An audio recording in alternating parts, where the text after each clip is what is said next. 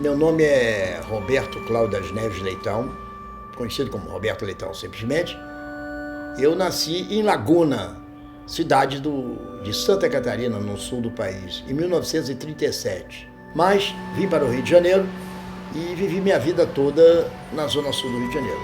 Sou casado, tive 3 filhos. Eu sou engenheiro, me formei na PUC do Rio de Janeiro, onde depois passei a ser professor na cadeira de Mecânica Aplicada e Instalações Técnicas, e exerço a minha profissão de engenharia até hoje. Um dia eu ouvi uma frase do Sócrates, que é muito interessante. Ele dizia o seguinte: o homem, para ser completo, tem que estudar, trabalhar e lutar.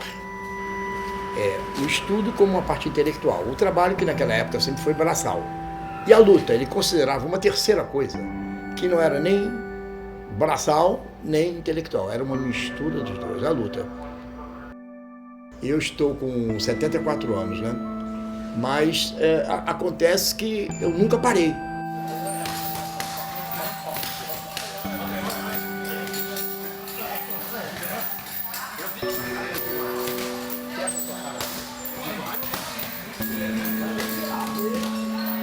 Treino todo dia, todo santo dia, e não escolho adversário.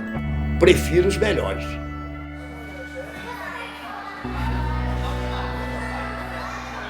Sempre a gente troca uma ideia, né? Troca uma ideia, e eu procuro estudar e passar para eles o que é mais importante para eles, o que é mais interessante para eles, o que rende mais para eles. A gente tem que ter seletividade, escolher aquilo que se adapta mais a gente.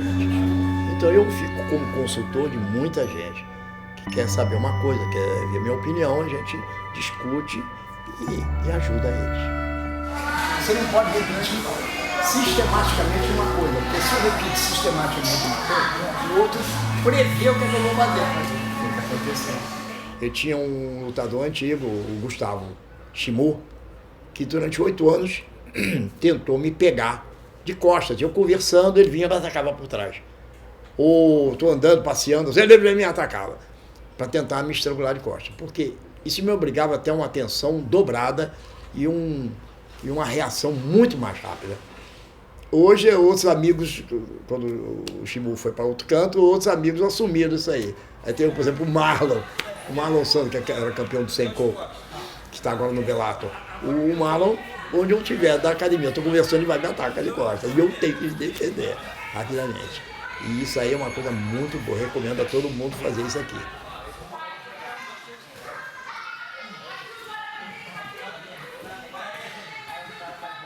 No tempo que eu comecei, eu me lembro que eu tinha 60 e poucos quilos.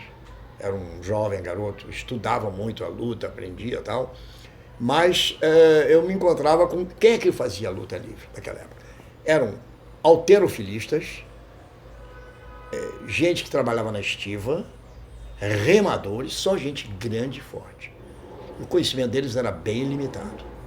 E até alguns que faziam show, tipo Marmelada, Catch, e que gostavam de fazer luta dura. Tinha vários assim. Eles sabiam pouco ainda. O desenvolvimento foi correndo à medida que o tempo foi passando. E eu procurei mostrar que uma pessoa com menos capacidade física, assim, ou como eu, que era menor do que os outros, e bem mais leve, eu conseguia enfrentá-los através da inteligência, usando a seletividade, usando a troca de unidade motora, quer dizer, não fazendo força com meus braços contra os braços dele, fazendo força com as minhas pernas contra os braços dele, e fui desenvolvendo, e eles reconheceram que era um novo jeito de olhar a luta, através da inteligência. Eu nem digo que eu fiz o vale tudo, porque foi sem querer. Nem tinha me preparado, nem nada. Acontece que eu fui levar um lutador para lutar com Euclides Pereira, que foi um grande lutador, que ainda está vivo, tá? Sei que ele está com saúde, graças a Deus, lá morando em Brasília. Fui levar um lutador. E uma dessas lutas assim. Aí aconteceu que faltou um lutador. E me puseram para lutar, perguntaram se eu aceitava. Eu aceitei, E quase que me dei mal, porque luta é luta, vale tudo é outra coisa. Eu ganhei pelo seguinte, eu estava crente que eu ia conseguir botar o cara no chão e embolar, e não consegui. Ele suado, eu não conseguia. Aí eu estava querendo desistir, tinha fugido até 2 vezes para fora, mas aí alguém falou assim para mim, troca pancada com ele. E aí eu ouvi aquele recado e como o outro já estava esperando que eu só simplesmente agarrasse, descuidou. E eu acertei um soco no queixo dele, ele caiu. Aí em cima eu massacrei, como era aquela época que não tinha luva, e aí eu ganhei e pronto. Um dia uma aluna da faculdade virou, mestre, eu vi uma pessoa abanando um lutador lá, todo suado, abanando, aquele um esporte de selvageria, uma coisa danada. Mas era igualzinho o senhor. Aí eu virei para ela e falei assim, você ia ficar muito decepcionada se eu dissesse que era eu? Ela, não é possível.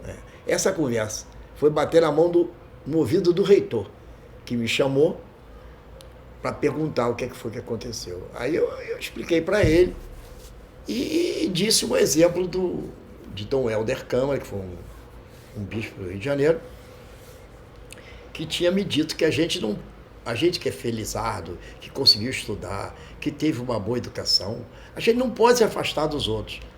Então era aquilo que eu fazia na luta. Eu não queria me afastar do Vale Tudo para poder tornar uma coisa mais humana, para poder ser realmente um esporte, que naquela época era muito mais violento. Os juízes não atuavam tão rápido, deixavam rolar mais à frente. Não havia golpes ilícitos a não ser golpe baixo. Quer dizer, podia ter cotovelada de um jeito ou do outro. Então o cara se machucava realmente. Então eu achei que eu não podia me afastar daquilo. Eu tinha que estar ali dentro para tentar demover as pessoas das coisas que fossem mais violentas e transformar aquilo num esporte e ser um sucesso. Porque como estava, ia sumir. Hirokano, quando fundou o judô, ele fundou para educar, com o objetivo de educar o povo. Não foi a luta propriamente, foi educar o povo, através de uma luta. Escolheu coisas que não ofenderiam fisicamente, quando aplicadas numa determinada situação, e transformou aquilo num jogo. Foi uma luta-jogo, que é o judô. Muito bem, eles diziam uma coisa muito importante, que melhor do que você aprender uma nova técnica, é você desenvolver a sua capacidade de análise e julgamento. Isso é muito importante, todo mundo tem que acreditar nisso. Você tem que desenvolver a sua capacidade de observação e de solução para os problemas que aparecem.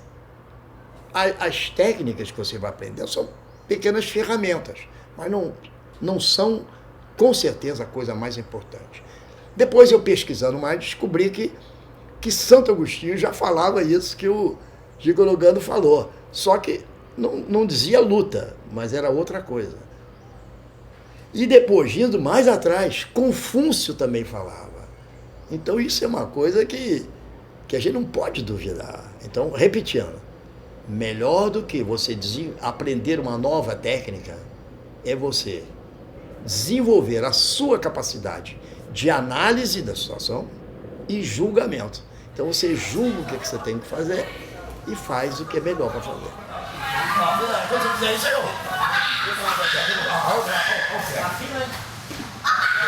Eu gosto muito da luta livre brasileira, porque o submission eu considero a luta livre cheio de bloqueios.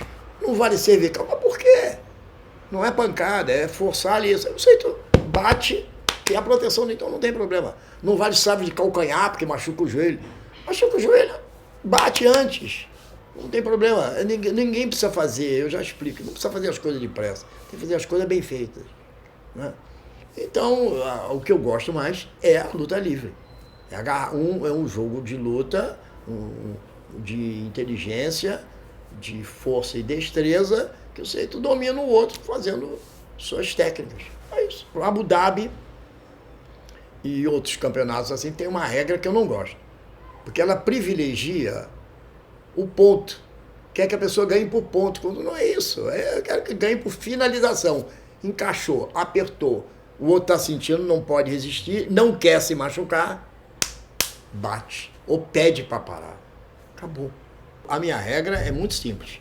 não tem ponto positivo. Não adianta derrubar, montar, atravessar. O que interessa é bater, desistir.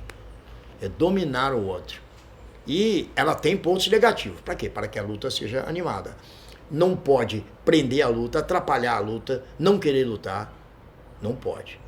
E também não pode fugir. Um golpe encaixado fugiu. Aí perde pontos. Atrás do ponto negativo, ninguém quer se esconder, porque vai perder a luta. Quero é finalização.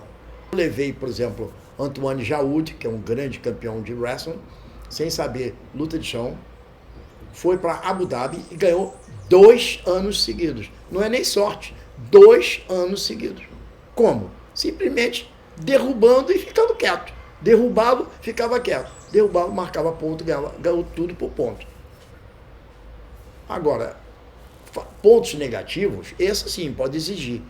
Quando o sujeito é advertido porque está fugindo da luta, passividade, aí não pode, tem que dar ritmo à luta.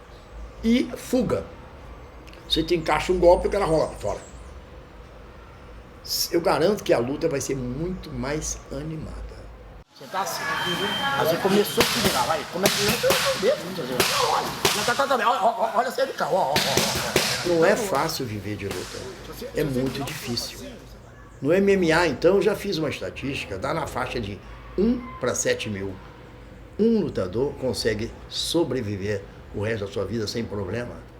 A gente, quando vê o sucesso de um grande lutador, tipo Anderson Silva, ou um Georges St-Pierre, a gente fica animado, porque eles ganham realmente, agora já estão ganhando um dinheiro muito substancial, não? Que pode lhe dar a independência, mas tem centenas e milhares de lutadores que ficam à deriva depois que acaba a luta. Então eu sempre digo, não abandone o que você está fazendo. Se você está estudando, continue estudando, nem que seja mais lento. Se você está trabalhando, continue com aquele seu trabalho ali um pouquinho mais lento. No período que você estiver dedicado à luta, você se desenvolva. Mas lembrando que aquilo é efêmero e vai ser rápido.